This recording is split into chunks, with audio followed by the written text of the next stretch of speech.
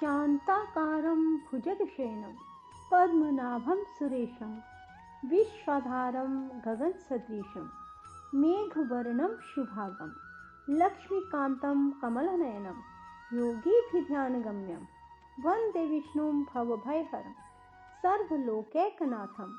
राधे राधे मेरे प्यारे भाइयों, बहनों, माताओं व बंधुओं, संस्कार की बातें चैनल में आपका स्वागत है। बंधुओं, आज मैं अपनी वीडियो में आपको सुनाने जा रही हूँ उत्पन्ना एकादशी व्रत कथा, पूरन पूजा विधि और उत्पन्ना एकादशी का महत्व क्या है। बंधुओं, यदि आपने YouTube चैनल संस्कार की बातें अब तक सब्सक्राइब नहीं किया तो जरूर करें और बेल आइकन दबाना ना भूलें, ताकि आपको हमारी आने वाली सभी वीडियोस की जानकारी सबसे पहले हो सके।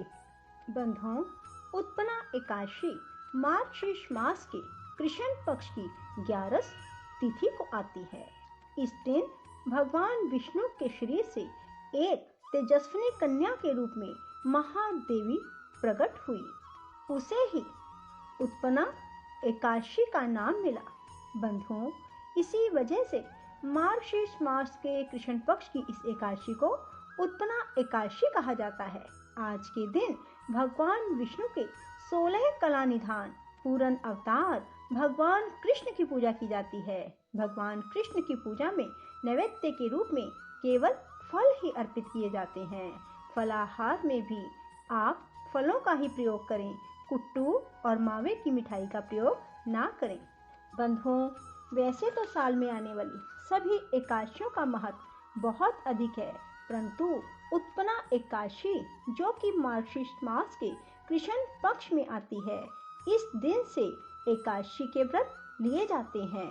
अर्थात जिसने भी एकादशी व्रत शुरू करने हो वे उत्पन्ना एकादशी से ही करें, और इसी वजह से इस एकादशी का महत्व बहुत अधिक बढ़ जाता है।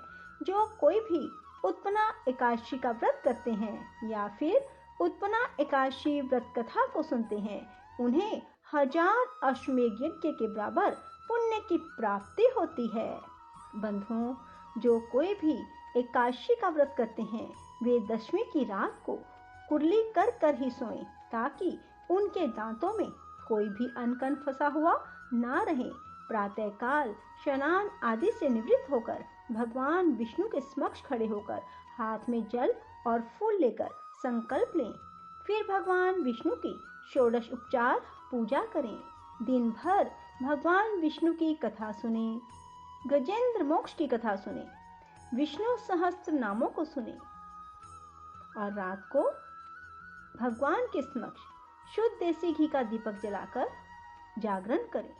बोलो विष्णु भगवान की जय, एकादशी माता की जय।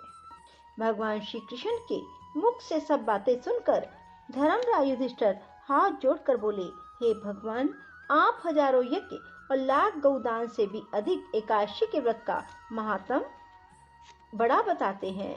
सो प्रभु, अब यह भी बताने की कृपा करें कि यह तिथि सब तिथियों में उत्तम क्यों मानी जाती है। इसको जानने की मेरी बड़ी अभिलाषा है। युधिष्ठिर की बात सुनकर भगवान श्री कृष्ण बोले, हे युधिष्ठिर, सतयुग में मूर नामक एक भयंकर दैत्य था। वह बड़ा बलशाली और भयानक था। उस भयानक और प्रचंड शक्तिशाली दैत्य ने इंद्र, आदित्य, वसु, वायु, अग्नि आदि समस्त देवताओं को पराजित करके स्वर्ग से भगा दिया। तब इंद्र सहित सब देवताओं ने भयभीत होकर भगवान उमापति भोले शंकर को अपने दुखों का कारण और उस भयानक दैत्य का वृतांत कह सुनाया। देवता हाथ जोड़कर बोले, हे कैलाशपति अविनाशी, मूर दैत्य के भय से भयभीत होकर समस्त देवी देवता बेचैन हुए, मृत्युलोक में मारे मारे फिर रहे हैं। समस्त सुर समाज को बेचैन देखकर और उनकी अनन्य विनय सुनकर भगवान भोले भंडारी बोले, हे देवताओं, तीनों लोकों के स्वामी और भक्तों के समस्त दुखों का विनाश करने वाले भगवान विष्णु की शरण में जाओ। वे ही तुम्हारे इस महान कष्ट का निवारण करेंगे।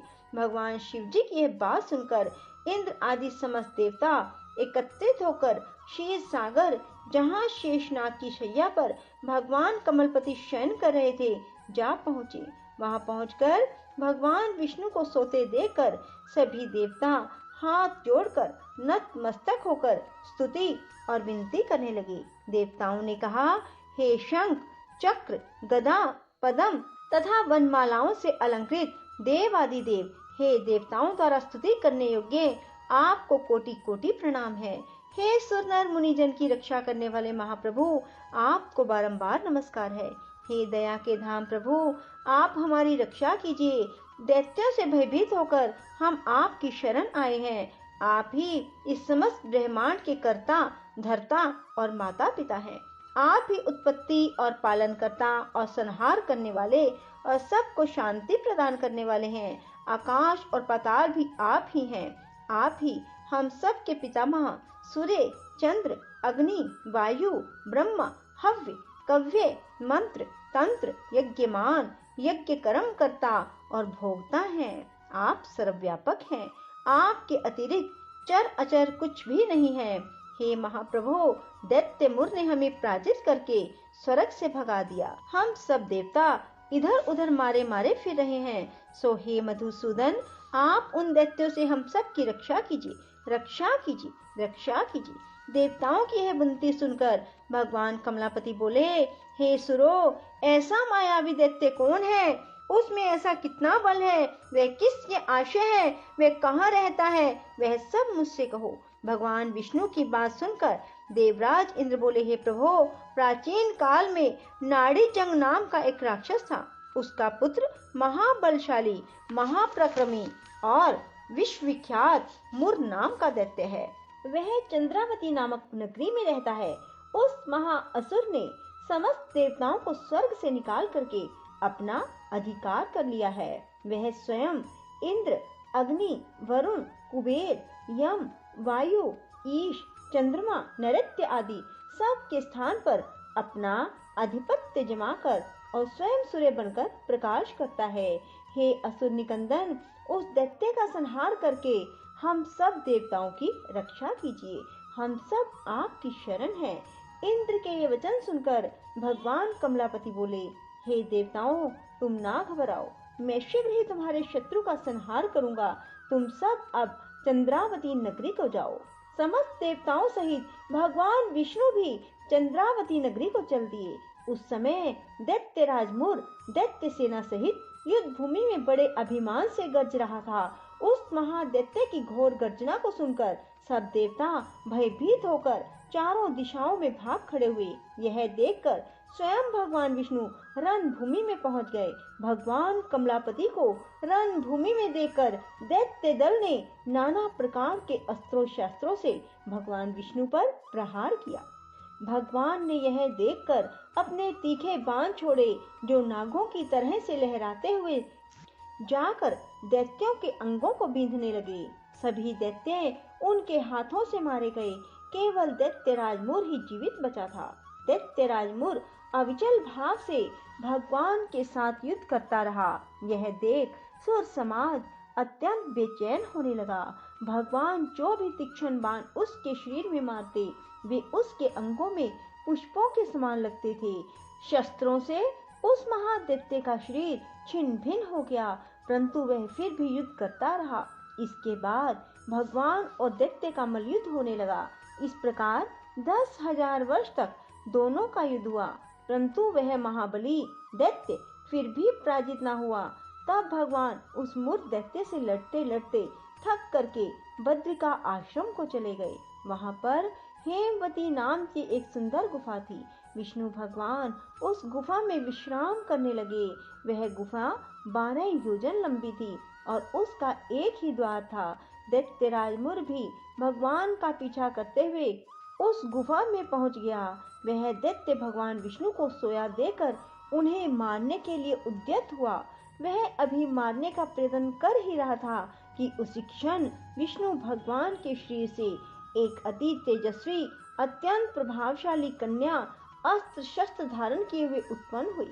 उस कन्या के बल पराक्रम को देखकर आश्चर्यान्वित हुआ मुर उसके साथ युद्ध करने लगा। उस कन्या के युद्ध कौशल, पराक्रम तथा वीरता को देखकर दैत्य ने विचार किया कि इस कन्या को इतना भयानक युद्ध करना किसने सिखाया है?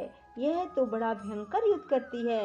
वह अभी विचार कर ही रहा था कि उस प्रभावशाली देवी ने एक ऐसा बाण मारा कि दैत्यराज मुर का रथ टूटकर चूर चूर हो गया। देवी ने उसके अस्त्र शस्त्रों को काटकर टुकड़े टुकड़े कर दिए।